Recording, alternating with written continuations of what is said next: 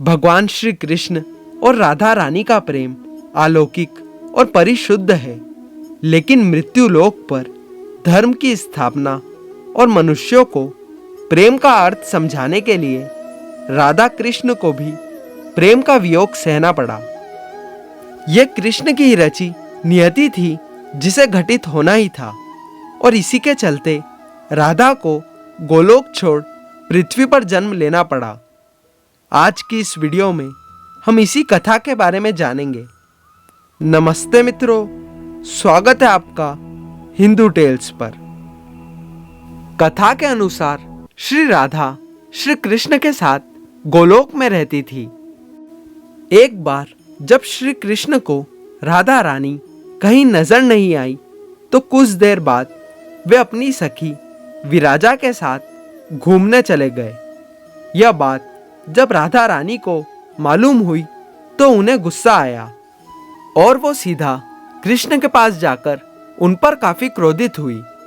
राधा रानी का यह रवैया देखकर भगवान श्री कृष्ण के परम भक्त श्री दामा को बिल्कुल अच्छा नहीं लगा, और श्री दामा ने उसी वक्त बिना कुछ सोचे समझे राधा को पृथ्वी पर जन्म लेने का श्राप दे दिया। राधा रानी को इतना क्रोधित देख श्री कृष्ण की सखी विराजा भी वहां से चली गई। इसके बाद राधा ने श्री दामा को राक्षस कुल में पैदा होने का श्राप दे दिया। राधा जी द्वारा दिए गए श्राप की वजह से श्री दामा का जन्म शंखचूड़ दानव के रूप में हुआ। आगे चलकर वही दानव भगवान विष्णु का परम भक्त बना।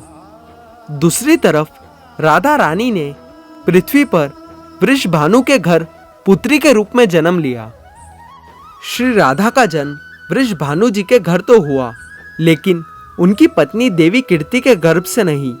दरअसल जिस समय राधा मैया और श्री दामा ने एक दूसरे को श्राप दिया, तभी भगवान श्री कृष्ण ने राधा जी से कहा कि आपको वृषभानु जी और देवी कीर्ति की पुत्री बनकर पृथ्वी पर रहना होगा।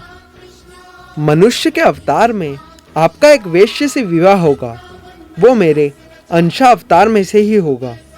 इस तरह आप पृथ्वी पर भी मेरी ही बनकर रहेंगी, परंतु हम दोनों को बिछड़ने का दुख सहना होगा। इसके बाद कृष्ण भगवान ने राधा रानी को मनुष्य योनि के रूप में जन्म लेने के लिए कहा। संसार के सामने वृषभानु जी की पत्नी गर्भवती हुई। जिस तरह एक बच्चा दुनिया में आता है, ठीक वैसे ही देवी कीर्ति का भी प्रसव हुआ। लेकिन असल में श्री राधा का जन्म देवी कीर्ति के गर्भ से नहीं हुआ। भगवान की माया से उनके गर्भ में वायु भर गई थी। देवी कीर्ति ने उसी वायु को जन्म दिया। इस दौरान उन्हें प्रसव पीड़ा हो रही थी, और वहां राधा माता के रूप में एक प्यारी सी कन्या ने जन्म लिया। भाद्र मास के शुक्ल पक्ष की अष्टमी के दिन राधा मैया का धरती पर जन्म हुआ।